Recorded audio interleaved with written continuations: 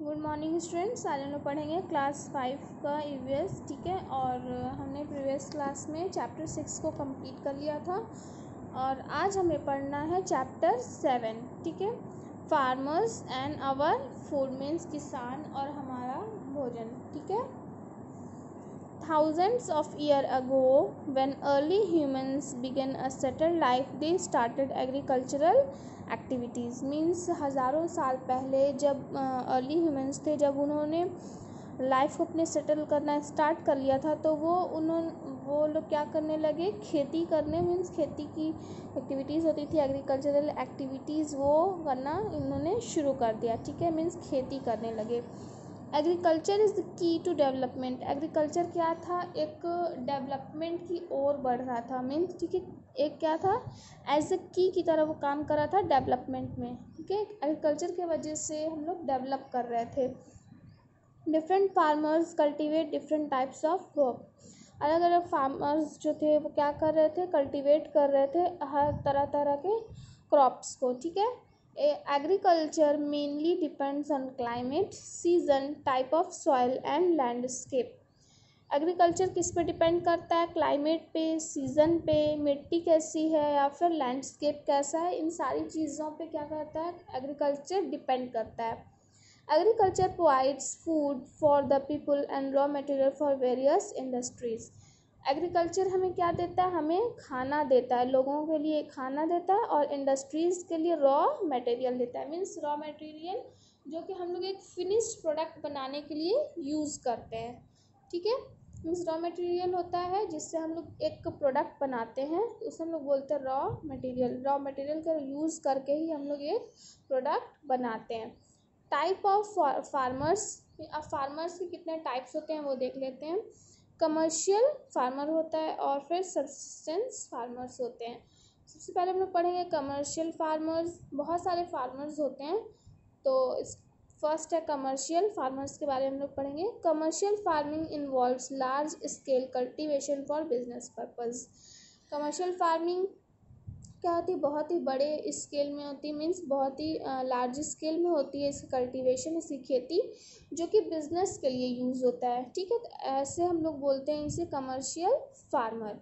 Commercial farmer cultivate cash crops like cotton, cashew nuts, ground nuts, chillies, rubber, coconut and a variety of fruits and species that bring cash to them. इस commercial farmer क्या करते हैं, cultivate करते हैं ऐसा crop जिससे उन्हें पैसा मिले। ठीक है, जैसे कॉटन हो गया, कैश्यू नट्स हो गए, ग्राउंड नट्स हो गए, चिलीज़, रबर, कोकोनट और भी बहुत सारे फ्रूट्स के वैरायटी या फिर स्पाइसेस के वैराइटीज़ हो गए जिससे उन्हें पैसा मिलता है, ऐसे वो क्रॉप को कल्टीवेट करते हैं। ठीक है, another group of farmer go for small scale cultivation और सब्सिस्टेंस फार्मिंग। और जो दूसरे ग्रुप होते हैं फार्मर्स के, जो क्या करते हैं, स्मॉल स्केल कल्टीवेशन करते हैं, मीन्स छोटे से एरिया में कल्टीवेशन करते हैं, उसे हम लोग बोलते हैं subsistence farming. Just for the survival of family, सिर्फ अपने परिवार को सर्वाइवल मीन्स अपने परिवार को सर्वाइव करने के लिए, मीन्स जिंदा रखने के लिए वो खेती करते हैं, उसे हम लोग बोलते हैं subsistence farming. The subsistence farmer focus on growing enough food to feed their family members। Subsistence farmer क्या होता है, बस उस पर फोकस करता है कि वो उतना ही खाना को मीन्स फूड को वो फीड कर जितना कि उसके फैमिली मेम्बर्स को ज़रूरत होती है उतना ही वो ग्रो करे। ठीक है, मीन्स उसके फैमिली मेम्बर्स को जितनी नीड होती है, जितने खाने की उसको ज़रूरत होती है उतना ही वो ग्रो करे। They cultivate food crops like rice, wheat and vegetable. तो वो कौन कौन से क्रॉप्स को कल्टीवेट करते हैं, जैसे राइस हो गया, वीट हो गया और vegetable. As the name suggest subsistence farmer grow crops. जैसे कि हम लोग देख रहे हैं कि सब्सिस्टेंस फार्मर क्रॉप को ग्रो करते हैं just to arrange enough resource to stay alive. सिर्फ जिंदा रहने के लिए एक रिसोर्स को अरेंज करते हैं। ठीक है, if there is any surplus production they sell it in the local market. अगर कुछ ज़्यादा प्रोडक्शन हो जाता है, मीन्स सरप्लस प्रोडक्शन हो जाता है, ज़्यादा प्रोडक्शन हो जाता है, तो वो लोग क्या करते हैं, उसे लोकल मार्केट में बेच देते हैं। ठीक है, नेक्स्ट है dairy farmers. Dairy farmers rear cause and buffaloes for milk, butter and cheese. तो डेयरी फार्मर्स क्या होते हैं, काउज और बफेलोज को मीन्स पालते हैं जिससे कि उन्हें दूध मिलता है और फिर बटर और चीज़ के लिए वो लोग डेयरी प्रोडक्ट का यूज़ करते हैं। ठीक है। Mixed farmer rear animal and grow crops. Mixed farmer क्या होते हैं, जानवरों को भी पालते हैं और खेती भी साथ में करते हैं। Poultry farmers rear hens and ducks for eggs and meat. और पोल्ट्री फार्मर क्या होते हैं, हेंस और डक्स को पालते हैं, ठीक है, ताकि उससे एग्स मिल सके और मीट मिल सके।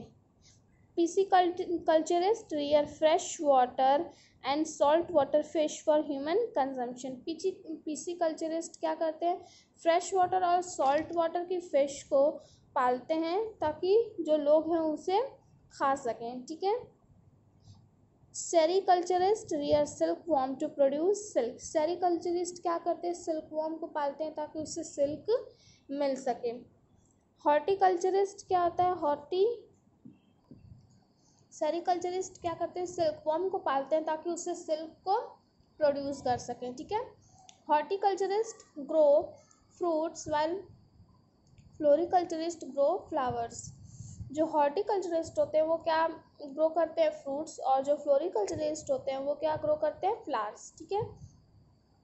अपियरिस्ट रियर बीज फॉर हनी एंड वैक्स इन अपियरिस्ट। अपियरिस्ट जो होते हैं वो क्या करते हैं, बीज को पालते हैं ताकि उससे हनी मिल सके और जो अपियरी से जो वैक्स मिलता है उसको ले सकें। ठीक है।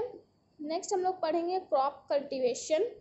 ये सारे थे फार्मर्स के टाइप, मीन्स कितने तरह के फार्मर्स होते हैं। नेक्स्ट है क्रॉप कल्टीवेशन।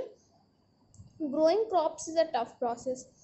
मीन्स खेती करना एक बहुत ही टफ प्रोसेस होता है। Farmers need good seeds and tools. किसानों को किसकी ज़रूरत होती है, एक अच्छे बीज की ज़रूरत होती है और टूल्स की ज़रूरत होती है।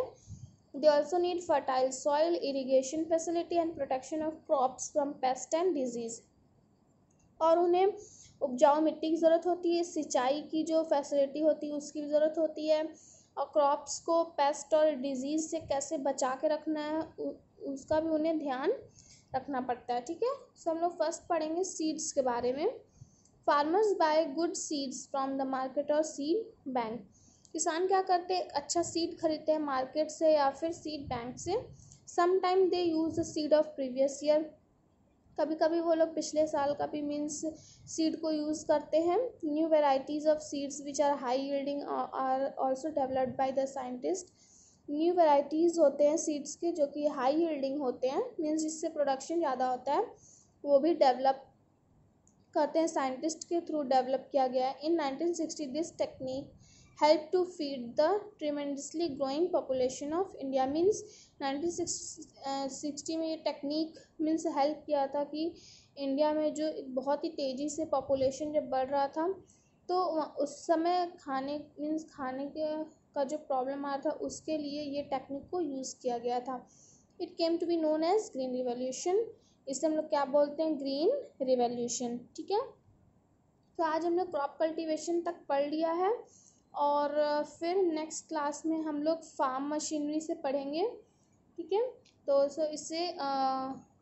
इसे आप रीड करिए और इसके जो हार्ड वर्ड्स हैं उसे लिखिए और लर्न करिए। नेक्स्ट क्लास में हम लोग आगे का जो है रिमेनिंग वो उसे हम लोग पढ़ेंगे।